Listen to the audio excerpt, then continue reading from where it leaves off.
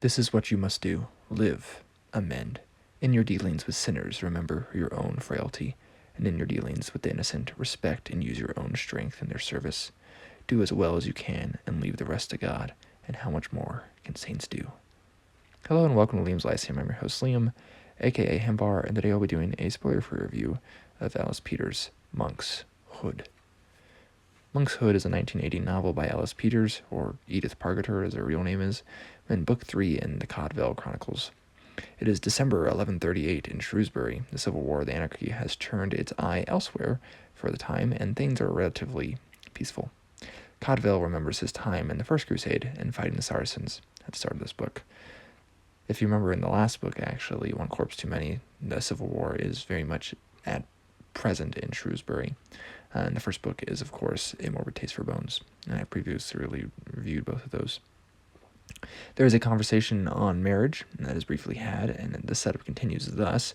Abbot Heribert is to go to London and may not be confirmed, and therefore continue in his abbacy. Cadfael has one novice assisting him in his garden of herbs and vegetables for food and medicinal value. This is Brother Mark. He is giving remedies to a few people, Edmund and Alfred,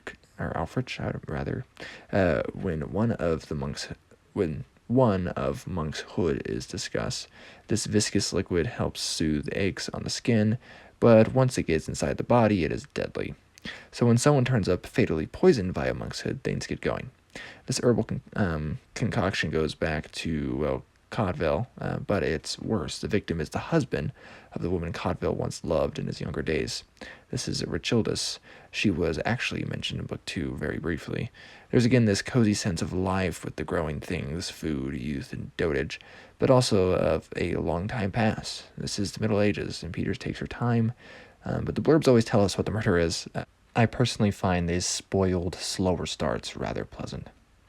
There are youths like Alfrich, Merrig, and Aldith play a prominent role in which events center. There are also youths, of course, which are common characters in the series. That's become obvious to me at this point. Edwin is another, the son of Richildis, but not biological offspring of her husband, who has recently written him off and out of the inheritance. Peters does a good job of laying it all out subtly but completely by the end via various steps and revelations. Cadfael is likable for his amiability, astuteness, willingness to work, and even his past, leading up to his present character. And Cadfael comes under fire and scrutiny like never before. This is quite a setback compared to the prior two books and the next one, as I've actually read the fourth book now.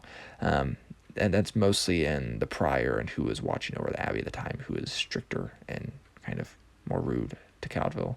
And while we had Saxon and Welsh in Book 1 and some hints of Saxon and Norman meshing, all three do a little, mix here that I think is very well done. It's discreet but noticeable for the setting of time and place and the characters within. This one escalates fast and goes in a somewhat unexpected direction and into unexpected places. It's really rather beautiful. It's a great sermon on the worth of life, and I was so engrossed I read almost the entire book in one sitting.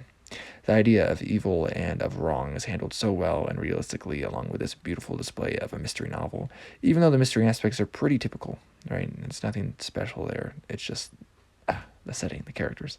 It's easily my favorite of the first three. It's just such a lovely series at this point. And I think I will easily read all of them. Anyways, Liam from Liam's Lyceum. I'll catch you next time.